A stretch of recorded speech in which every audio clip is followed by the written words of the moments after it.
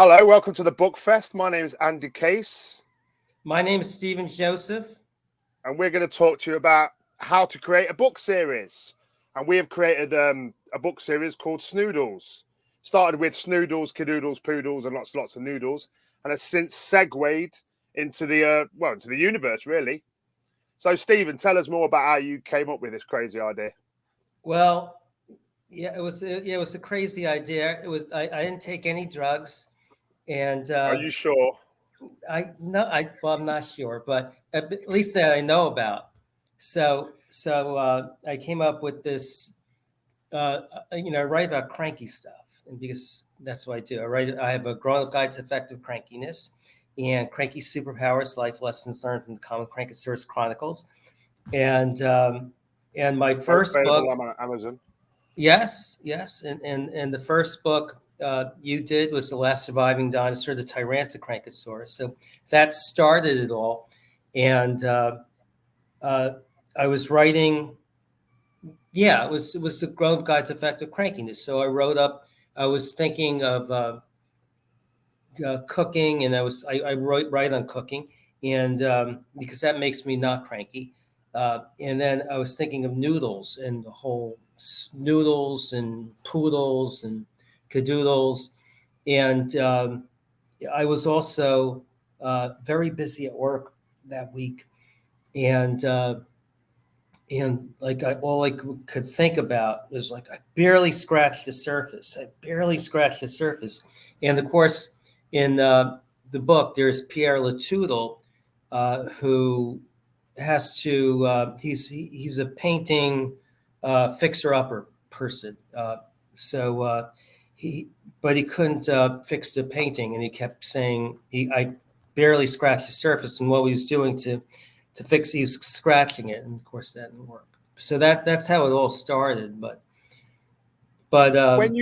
when you first wrote the script for the first book, Snoodles, Cadoodles, Poodles, did you think that, wow, there is so much here that can be expanded into a universe? Or did you see that as like, well, that's a really cool book, maybe I'll move on to something else?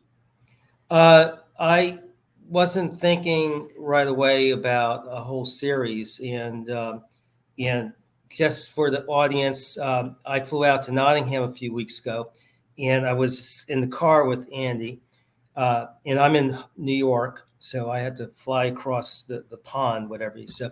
So we were talking about the creative process, and you, Andy, you were telling me about how J.K. Rowling she has like 8 books of the Harry Potter series, and she was writing everything out, layering like backstories and different things about the city and the town and everything.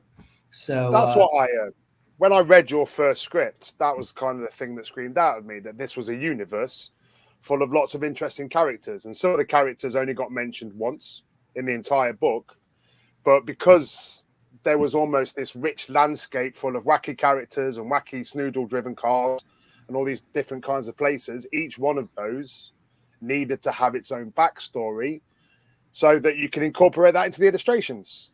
And I think that's what J.K. Rowling did all those years ago. She, for every single character, whether they were a very small part of it or whether they were a massive fundamental block of the story, she knew where it all fitted within the universe. So when you came back with the second book, I would already have had these characters in my mind about who they are, what they do, what their attitude is towards certain peoples, what their attitude is towards noodles. And then that could help expand it and create bringing these other characters into it. And I have so many ideas about this. How do you create your ideas for a new Snoodles book?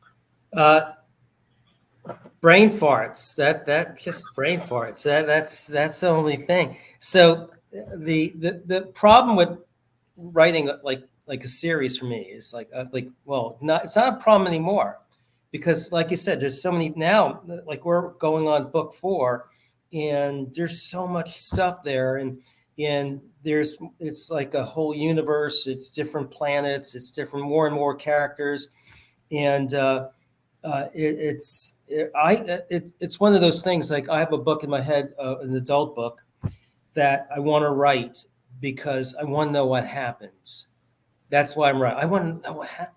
Like I have this. what happens in this? So I have to write it out and figure out what happens. So now we're at a place where so many things have already happened and so many different characters are out there. They're really interesting that you want to know more about, that I want to know more about. So I have to keep writing because I wanted to figure out this thing. So, which didn't happen after the first book or the second book. It was just the whole thing with the first book, and that's one of the problems with having a creative genius illustrator that like you have this finished product. Like I just wrote words, and I get back, oh my God, it's amazing. So the thing about it, I'm just so impressed with that. And I can't do any better than that. Forget it. Like, and you don't want to start writing something that, yeah, it's like the first one is really good. The second one it starts sliding down, and the thing about it is that the second one is way better than the first one. And the third one, Snoodles in Space, Episode 2, The Zulus Strike Back, I think it's better than the last one.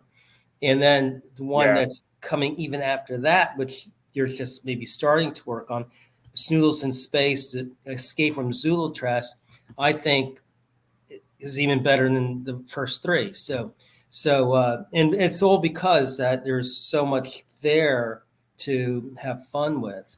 I've illustrated a few series of books in my time, and what you find is, like what you say, is that the ideas start going downhill. You start treading over the similar ground again.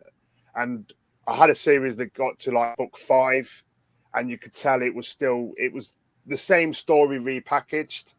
Mm-hmm. But with Snoodles, you brought in a whole different planet of all different characters. We've not even, I mean, Quack McDoodle and Noodle McDoodle are my favorite characters, and we have barely even talked about them because they haven't even been in any of the stories. And I want to see them kind of come to life. And we had a whole mayor race in the first book that was nothing to do with the book. And there's all these different elements. Because when I read it, it was so wild that my mind just went crazy. And I started designing all these different things that I never used. So I created a whole load of content for a book that I ended up doing some content for the first book that I used in the third book. So I've had all of this kind of build-up of books. So I think that you're just coming up with more and more crazy ideas. And when I've read the fourth one, that's just, secret, spoiler alert, has just been written, that's the craziest yet. And that brings into a whole new kind of part of the Snoodleverse that we've not even looked at, the entertainment side. So is there any other kinds of elements of modern life that you want to bring into the Snoodleverse? I haven't figured it out yet. I am like just the thing. Passover is coming up. It's April, and one of the songs we sing at the Passover Seder is a song called Dayenu. And Dayenu is the Hebrew word meaning it would have been enough. And you talk about the blessings that one blessing, Dayenu would have been enough. And then there's something else, it would have been enough. And so like what you have brought to me, it's like 5 gazillion Dayenus, just like, but like, so like the blessings. And so my goal is like to give to you something where you're singing the same song, that whatever I bring. So there's a lot to explore, but it's really inspired by what now it's like what you've created and that's what I think the great thing, like I say, doing a kid's book, there's nothing like it. And it's because of the collaboration. And then I got to collaborate with you. I've talked to other authors that, and this is how the first book was, but some, I got to pick you. And how I picked you, they gave me a dictionary and I looked up creative genius and your picture was there. So that was very easy. But people, I talked to some people, like they write a story and they don't even get to pick the illustrator. They don't even get to know the illustrator. They don't do it. They just write a story and then somebody slaps together a book, and that's quite unfortunate because there's I don't think in my life I don't think there's been anything better than like creating this universe, because it's not only like amazing illustrations that together, like I have weird ideas and you have brilliant illustrations, and together we've created this whole world, and it's kind of like a world that, hey, I want to go there. So, and again, that's right, where it's like thing. It's Yeah. so I think the world is right, creating the entire town, the city. Every single book has a different museum in it. They all have different buildings. These buildings become part of the life. The characters interact with these buildings, making the whole universe seem very rich and full. Which is why I never have problems coming up with ideas for the story. You think about one venue, you think about one character, then the story comes out. Which is why I think it would go well with other medias, because of the amount of stories that you can tell. And I yeah, think absolutely. the way you write that, it's just so crazy that anything is possible. And I think the best books have that element of craziness where there are no limits, there are no barriers. Yeah, yeah. No, it's just uh, I'm all excited about the next one, and then now I have to start. I've actually time to think of the one after that, which is good. Which I is think good, we've gone over our 12 minutes. I think we were told we had 12 minutes. but they like us so much they want us to keep talking. We'll just Maybe. keep going, as to keep talking. Yeah, yeah.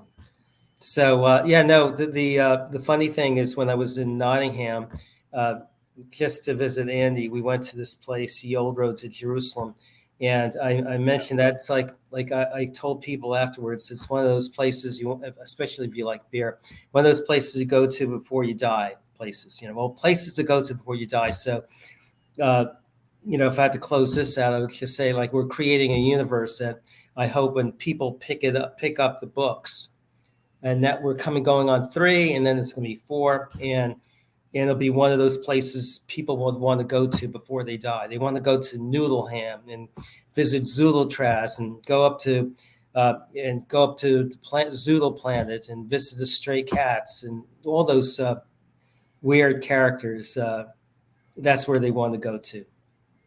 Hopefully it will get more people engaged with the Snoodleverse, and we can take it on and create more stories and let people see more of these rich characters. Hope so. We'll get there. Hopefully. If you'd like to see more of my artwork or contact me, you can find me at andycaseillustration.com. And I'm at stephenjosephauthor.com. And you could find, there's a award-winning blog on there, plus all my books and stuff like that. Don't forget to check out our pages on the Book Fest as well. We have speaker pages on there, and there's loads of good things going on the Book Fest. So just enjoy. This is a brilliant thing.